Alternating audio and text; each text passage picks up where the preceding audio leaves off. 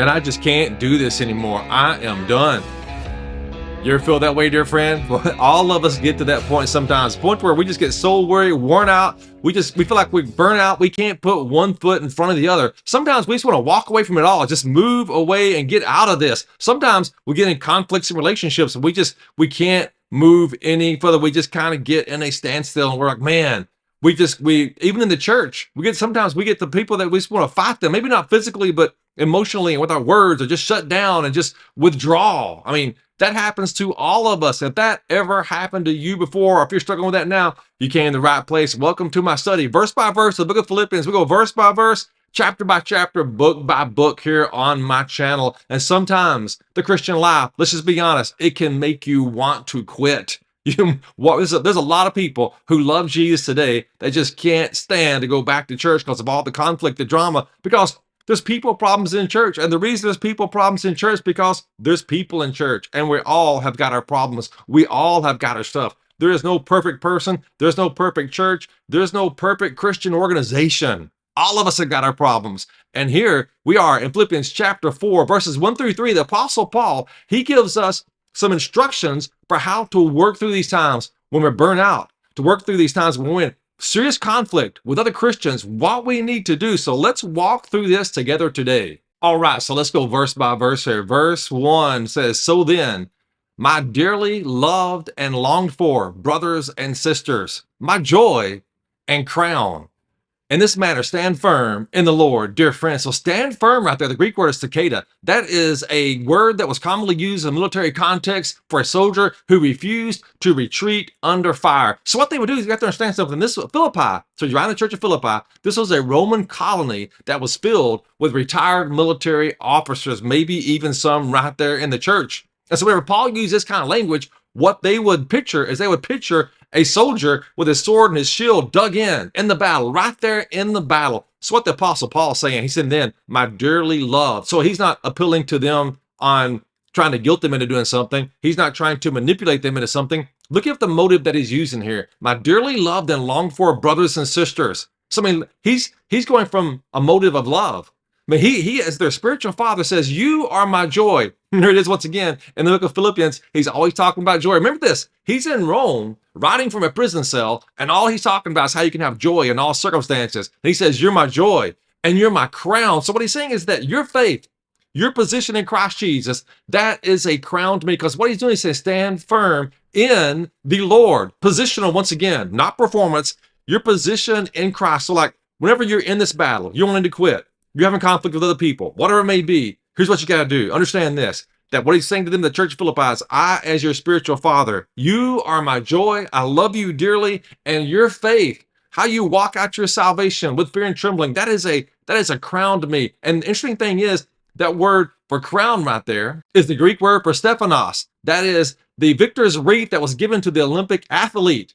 So, I mean, once again, he's not appealing to duty, but to love. And that's where we're listening. This is the most important thing for us as Christians.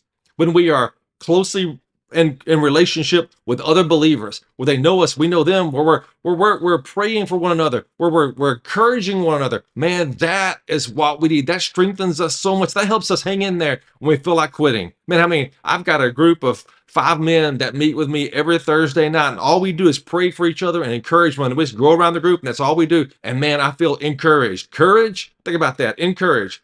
Courage. I've got there's this infilling of encouragement, of courage that I have every time I get through meeting with these men. Whether I'm doing good or I'm doing bad, doesn't really matter. I am encouraged every time. And that strengthens me for the battle. That strengthens me to hang in there when I feel like quitting, when I feel burned out, all those things. When I'm in serious conflict with other believers, man, that group right there on Thursday night, it encourages my heart every single time. So dear friend, I would encourage you, lean into a group of people where you can pray for one another, encourage one another, and that will make a massive difference in your Christian walk. Moving on to verses 2 and 3, that Paul says, I urge Euodia and Syntyche. So these are 2 women right here in the church. Now, interesting, we're in a culture where women usually are not promoted to leadership. So somehow they're in some type of leadership in the church, or they have a great influence in the church. Maybe even they're hosting the church there in Philippi. He says, I urge them to agree in the Lord. Look at that. Notice that. Agree in the Lord. Once again, it's not He's not saying that, he's not taking sides saying this one's right or that one's right or this is what y'all should do to work towards a resolution, but in your position in Christ,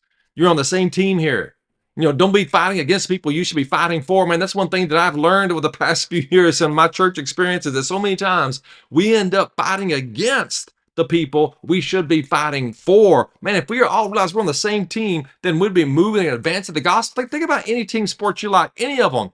If the team starts fighting against one another, that team is going to crumble. They are not going to do good. But if they're moving in the same direction, if they see the opponent, they're coming against the opponent, then that makes a big, massive difference. Well, the same thing is true in the church. So many times we've got people, but there's probably UD and Cynthia right here. They probably have a conflict right here that's a personality conflict. And that's all it is. It isn't doctrinal or anything like that. And he says you need to agree because you're in Christ Jesus. You both have got this same position right there. And then he goes on verse 3, he says, yes, I also ask you, true partner.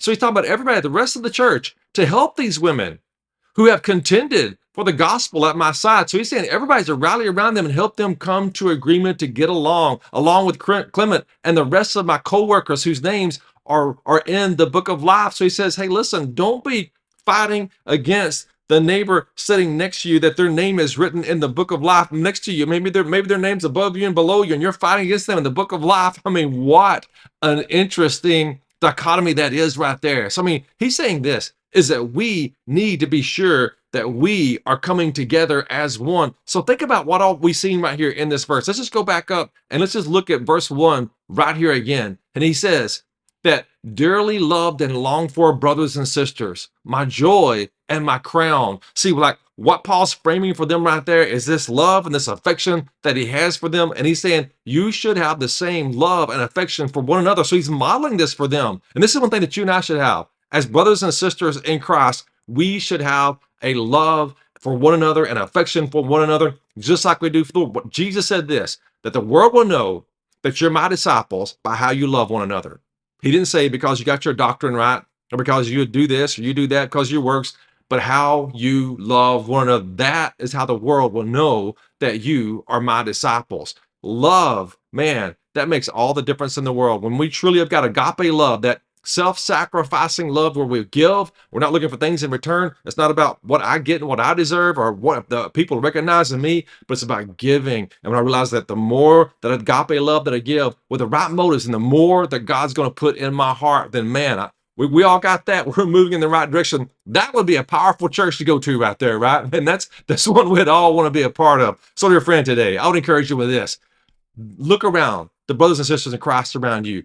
See if you're loving them with agape love. If you got conflict, then try to do your best to get along with them because of your position in the Lord. Not because you're right or they're wrong or whatever it may be, but just try your best to think about advancing the gospel. If you know other people that are in conflict, try to help them to come to resolution on that as well. And then to love one another with agape love. Man, that would be great right there. Thank you for watching today. If you got value out of this, dear friend, then I ask you, hit the like button, type amen in the comments, and that would be a blessing to me and blessings to you today, dear friend.